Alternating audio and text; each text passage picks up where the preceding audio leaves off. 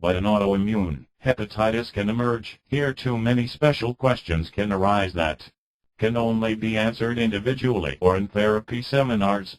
In my experience, it is mainly those affected with blood groups B, A, and AB, who show an increased disposition for deficiencies of freely convertible protons and are endangered by systemic diseases. Since about 50% of the population has blood group O, this fact is one of many that explains the varying disposition to disease at the same or even higher exposure to risks. The association for increased disposition among human beings with certain blood groups, B, AB, and A, for certain forms of cancer, asthma, etc. Polymorphism enzyme is known, but very little systematic research has occurred on it. This also applies for the suspicion of later after effect symptoms after mass vaccinations that can apparently trigger an increased disposition for Th1-Th2 switch, particularly among vaccination subjects with blood groups B, A, and AB. During pregnancy, there is a type 2 cytokine status in the placenta, and after birth a natural Th1 type 1 cytokine, Th2 type 2 cytokine balance must be trained in the most natural way possible.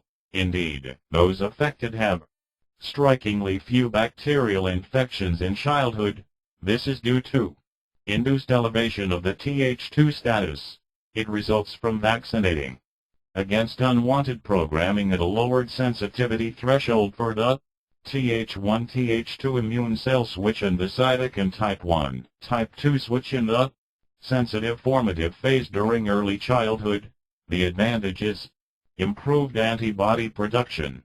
The disadvantage is reduced no defense gas synthesis, increased preparedness to react against foreign protein and toxic substances, and increased consumption of glutathione. But asthma, neurodermatitis, allergies, cancer, etc. can probably develop with greater frequency later.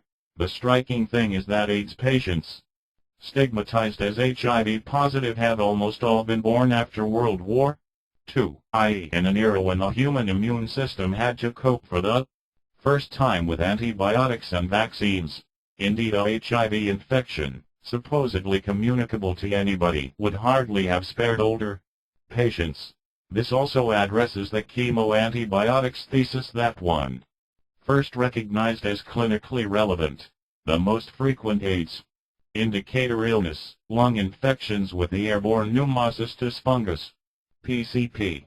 This occurred at the end of the 1930s as prematurely born babies were treated against bacterial sepsis with the newly developed sulfonamide drugs and developed PCP instead of bacterial infections.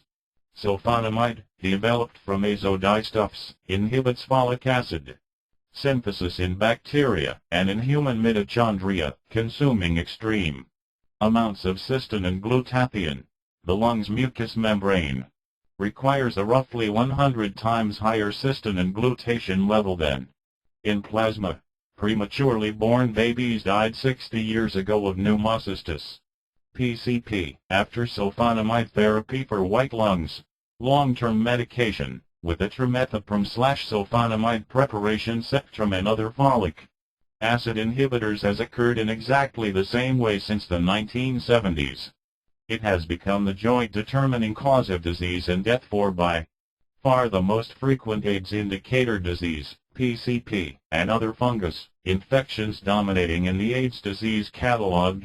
After a series of fatalities following Sectrim treatment of non-HIV positives registered during the 1985 to 1995 period, the responsible officials in England and the USA sharply restricted the indication recommendation for Sectrim to a half-dozen rare infections for a treatment duration of 7 days or a maximum of 10 days.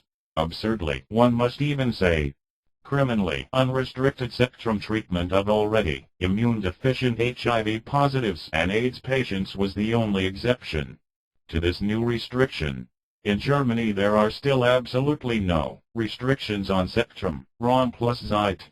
Clinical HIV/AIDS researchers have contended for a few years that a protease inhibitor plus drugs such as Astin 1 like Nevirapine, introduced since 1996, had brought about a therapeutic breakthrough in treating HIV/AIDS and speak of eliminating HIV in 3 to 4 years.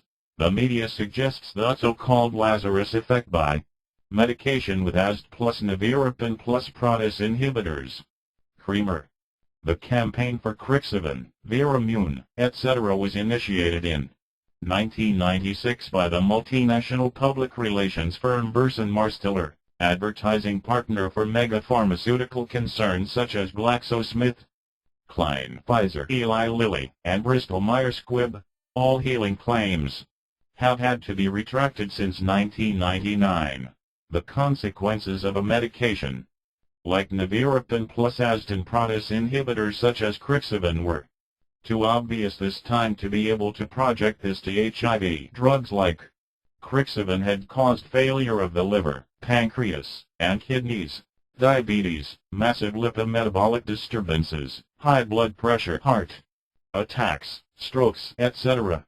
According to clinical studies, it clearly involved the approach of orthodox HIV research groups to pharmacotoxically induced mitochondrial diseases, fatalities by liver failure after medication with drugs like Krixivin are not counted as AIDS fatalities, since they often appear before development of the official 29 AIDS indicator diseases, even among patients previously without symptoms. Since then it has been publicized that HIV requires a medical elimination period of 10 to 60 years left parenthesis.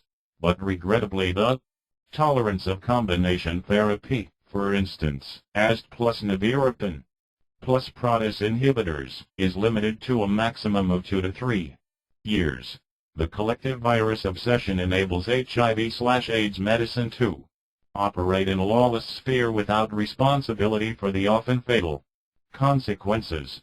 Yet ignorance and unwillingness to know can no longer be an alibi for the humiliating helplessness and indifference among officials, professional medical associations, and almost all fellow human beings who face this almost unprecedented lack of scientific and medical ethics. It's worth noting that journalists from Der Spiegel have been making passing comments about AIDS for almost 20 years, and despite better information on the latest prognoses of unscrupulous propagandists for HIV, AZT, etc., in the next 10 years the survivors of combination therapy are increasingly likely to develop cancer and heart attacks as consequences. What Der Spiegel does not report is this: in all studies on HIV positives who remain free of symptoms longer than 10 years, it has been determined that these affected are being termed long-term survivors, or more to the point, as long-term objectors who never, or among a low number only for a very short term, were treated with drugs such as AZT, Sectrum, or protease inhibitors. Raum plus Zeit. How do you think your colleagues will react to publication of your book? Kremer. I think it will be overwhelmingly positive, since the immediate value of the new findings is obvious for survival of the patients affected. I see my role as a mediator independent of the pharmaceutical industry with assured basic knowledge of diagnostic and therapeutic practice. Evolutionary medicine's plausible explanation for the causes, diagnostics, prevention, and therapy concerning AIDS, cancer, and degeneration of nerves and muscle cells among other maladies can no longer be argued away by yesterday's theories. There is an urgent need for anxiety-free enlightenment among those affected and for rational, continuing education available to open-minded therapists.